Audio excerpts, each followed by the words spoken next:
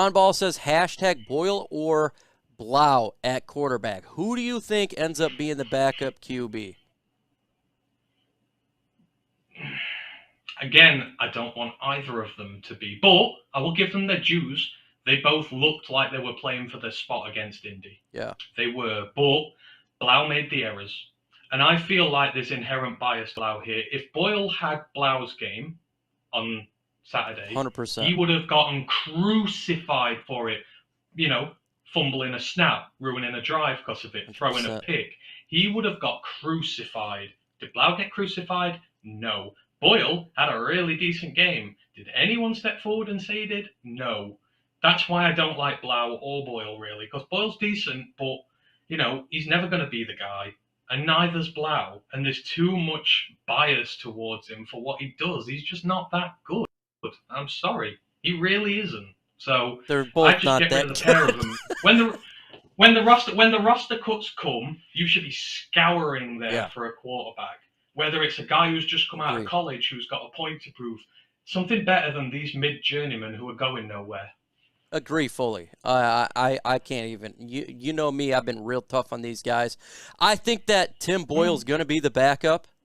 What I think the Lions going to do. Yeah, I do. With you, what you're saying, what you would do, I'm 100% with you. I'm scouring every single released quarterback there is just to see the talent upgrade. I concur with you, but I do think Boyle will be the backup.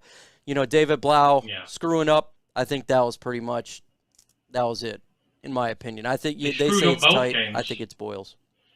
He screwed up both games. He lost the game for us week one. And, he screwed up twice in this previous game. It can't happen. And, we have to lose the sentimentality with some of these guys if we want to progress and be a winning team. And that's kind of what I've learned of it, because I was guilty of this sometimes, giving players a really long leash because I liked them. Now I've kind of realized that there has to be a line somewhere, and you have to be swift and decisive with your action. And these two, they've run out of time. So Boyle whilst he's here, but if there's anyone better out there who you can snag, go do it. Overtime 3-3. If Jared Goff somehow managed to take the team to a Super Bowl, does that make him the greatest Lions quarterback ever? I'm going to answer this one, and I'll let Antony answer it. If he got the Lions to the Super Bowl, then there's going to be a statue made for him in Detroit. Remove RoboCop for the icon in Detroit. It's going to be Jared Goff, and I think that would have to be. I'll get this wall painted. I'll get this wall behind me painted as a big Jared Goff mural if he takes us to a Super Bowl. His head will be there and shining away if he does that. I mean, I'll paint my ceiling the Sistine Chapel with Jared Goff and yeah. Let's come on wearing a Jared Goff mask or something. But I mean, to be honest, even if he gets us to a playoff win, it'll be one of the greatest turnarounds for a quarterback ever. So it would be. You've got to, So if he does well this season, you have to give him his credit. You have to credit the front office for believing in him. 100%. If he does what Stafford couldn't do, win a playoff game, and I don't care if the rest of the team's helping him out. I don't care. A playoff win or is a playoff win. I will paint the Sistine Chapel of Jared Goff above there. Him and Roger Goodell, like God, it would be touching fingers. I would be doing that. Mike and Antony, should we prioritize finding a linebacker to add to this roster to complete our roster in 2022? Yes, 100%. Just like backup quarterback, scour the waiver wire for linebackers, and if we can't get any this year, the draft in 2023, one of these first-round picks needs to be a linebacker. I want a freaking linebacker. I want a guy, like I said, Malcolm Rodriguez, an up-and-comer. Throw him with Malcolm, and let's get this young core built. That's what I want, Antony. That's it. You want a young leader in here to lead these talented rookies in there. So I agree. You've always got to look to get better. Even if you think your unit's good, even like our receiving group, if someone surprising hits the waiver wire, go get them. You've got to do it you've always got to look to improve. So if the linebackers do, then fine. Yes, there's a lot of chafe here. We can keep Rodriguez, we can keep Barnes, we'll keep Anzalone for however long we need to. Anyone else outside of that, expendable if there's someone better there. So, yeah, I would hope they're still going after a guy there Because there'll be good ones available. Some teams are loaded at linebacker and can't carry them all. Hashtag we've got smash the toe. Yeah. Oh my God. What are the odds Jackson makes the RB room? I'd probably say about 30%. I'm going to go there. I still think I like what I saw. I do, but can he do it again? I hope so. I mean, look, I want them to do well, but I'll say 30%. What do you think about him making the roster? I'd say 20. Okay. I don't think it's high. Brandon McCant, go Lions. Do you think we still maybe see what quarterback twos are out there after cuts? I have no faith in our backups. I hope so. I think they should be. When that rumor came on with Mason Rudolph, to me, it was not the fact that we would trade for him, but was that the fact maybe they realized that the quarterbacks that we have are not that good? That's what I took away from the rumor, and maybe they'll look. I really hope so. I truly do. It's smart roster building. Yeah. You know, you should always look to make your team better, even if it's in a position of strength. If someone even better comes along, then grab them and take them. Why the hell not? That is the goal. Exactly. Well, like, you want to keep a guy just because you're friends with him, or you want to get a guy who's going to help your roster out? The best 53. You always want to have the best 53, and you should do roster turnover every single time.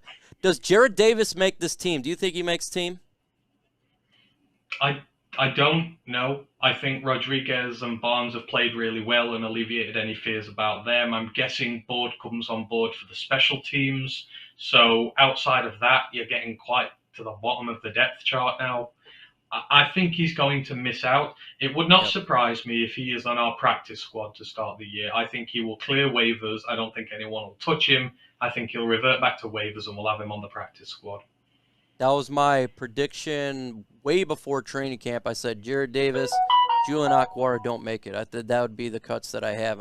I agree. He could go to the practice squad. He got 16 players there. I don't think anyone's going to pick him up. When do we address the secondary issues? If draft, what round? Well, I think it's going to be the draft when we address the secondary issues. If I were to just kind of be looking at it right now, maybe in the second round, I think that's a possibility. I haven't really done any look upon corners or safeties in this up-and-coming draft. I've just started with the quarterbacks, starting to get on the linebackers right now.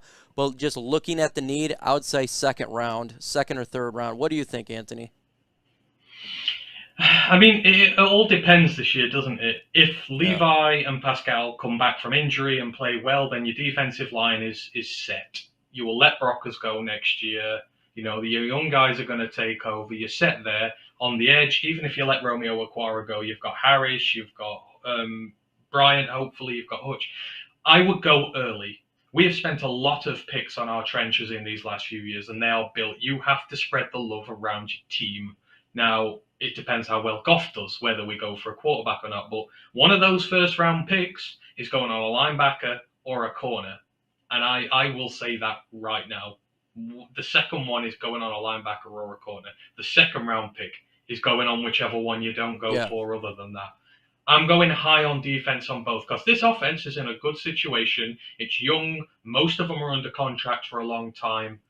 You know, so you don't have to do too much there. You might have to wiggle around your running backs a little bit or something, but nothing major. You got all the big pieces. So go big on that damn defense and fix these areas that have been neglected for far too long. So a first-round pick's going on them, a second-round pick's going on them as a bare minimum for me. Agree. Would Jameson Williams be considered a top 5 wide receiver by the end of next year? Do you think that he could be considered that? Personally, I wouldn't say by next year. I would say not by next year, but top 10, yes. What do you think? I mean, what's the level for a top 5? Is Jamar Chase considered a top 5 receiver? I would say, yeah. Chase, Devontae Adams. So he's had 1 year in the league, Chase hasn't he? So if Williams gets a half season this year and a full season next year, with his blistering speed, if we can get in the postseason, I think that's going to be critical, getting in the postseason and winning games there to show he can do a stage. Like theoretically, yes, he could. I don't think Chase is a top 5 wide receiver talked about if that Bengals team doesn't get deep in the playoffs. Yeah, So yeah, if yeah, Williams comes 100%. back this year, balls out, gets us 100, 120 yards in a playoff game, and we win, and then carries that on into next year, there's no reason why he can't be considered top 5 because he has that elite speed. You know, Tyreek Hill at one point may have been considered in that top 5 because of the speed and versatility he offers there. So he could be, theoretically.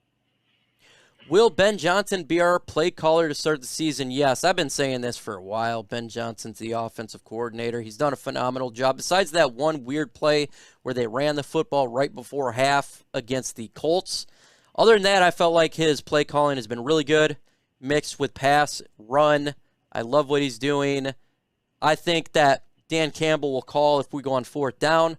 Other than that, Ben Johnson's going to be the guy. Do you think that as well?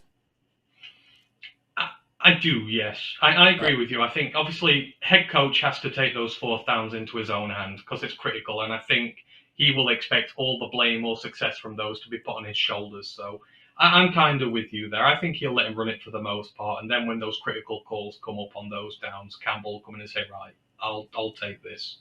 So, but yeah, I would expect him to, and you would hope so as well. They've given him the trust to do it. So don't be like Matt Patricia. Don't micromanage it. Don't keep getting involved in that. Either let him do it or don't. Let him be the guy. Don't micromanage. I hate micromanagement, even though that's kind of the beginning of my name. But it's not for managing. It's for economics. GM should look to get this team better. You see the issues. Please fix them or address it. Backup quarterback, linebacker, make a trade or do something. 100%? Can't argue there. You got to do it. You got to make this team better. That's what a GM... Trade season's kicking off now. People are trading for players. If the right ones are there, especially if they're 6th, 7th, 5th round conditional picks, whatever, go out and do it. Yeah, I mean, and again, we have players that's not going to make this team. They already know who's not going to make this team. Take one of those players and see if another team wants it, and then get a player that you think that can help your team. Player swap. Exactly. This is what you see quite a bit right now. You know, so do it.